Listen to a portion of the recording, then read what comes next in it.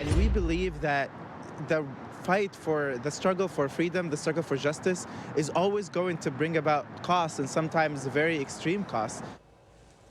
Now at 6, a month after protesters shut down part of I-5 through Seattle for nearly 5 hours, the State Patrol believes that at least 6 of them should face charges. WSP says that number could go higher, with 10 other people still under investigation. Let's get right to KOMO's Michelle Esteban, who's live along I-5 with those details. Michelle? Yeah, a lot of people watching this case, guys. A really big development here. As you mentioned, State Patrol took a lot of heat over this because of what you said. The freeway, these northbound lanes, all of them came to a standstill from 1 in the afternoon until after 6 p.m. And to many folks who were caught in the middle, they could not understand the delay. For nearly a month, motorists who were caught in this wondered how it was even possible that traffic on I-5 could come to a complete standstill for nearly 5 hours, but it did. And when it was over, the protesters just walked away, even leaving their cars parked on the freeway.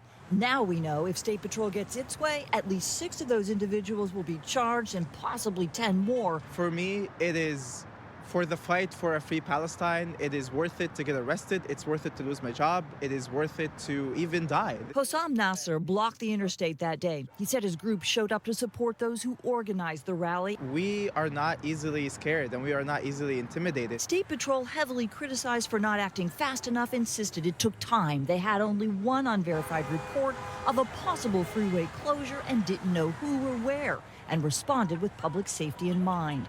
We don't know what specific charges, but State Patrol has said prior to these situations, the most likely charge is for disorderly conduct, a misdemeanor. WSP's Director of Communications in an email acknowledged that could be an unsatisfying resolution for those seeking more serious charges, given the significant disruption caused, but said we must consider and should only consider all applicable laws. And there would be a hope that perhaps they would be work as a deterrent. Ned Headley's law firm represents some of the drivers who are considering filing a lawsuit against the protesters. He says while they have a constitutional right to assemble, they don't have a right to break the law. Mass protests blocking a highway is not something that it should be allowed. Now, we do not know who those 6 protesters are or even what role they played. But I should point out, State Patrol can recommend as much as they like, but it is the decision of the King County prosecutor whether or not to file charges. We expect the prosecutor's office to get the case, that is the evidence that State Patrol detectives have put together, by the end of this week. We'll keep following this for you. Reporting live, I'm Michelle Esteban, KOMO News. Michelle, thank you. That I-5 protest wasn't the first time that pro-Palestinian activists have blocked a major roadway in our area.